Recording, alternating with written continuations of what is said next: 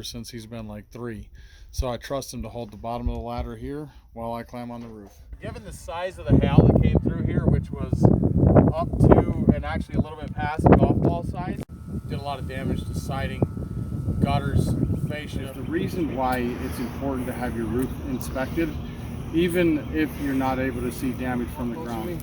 So, piece of hail struck this ridge cap right here, and if you look in, you can see that crack. There's a crack in the shingle in the ridge cap. So what that crack is going to do is eventually, as water pours in there, it's going to eventually create a leak in the house. So it's always important to have an inspection done on your roof after a hailstorm. So call Prescription Roofing to schedule your free roof inspection, 423-670-7874.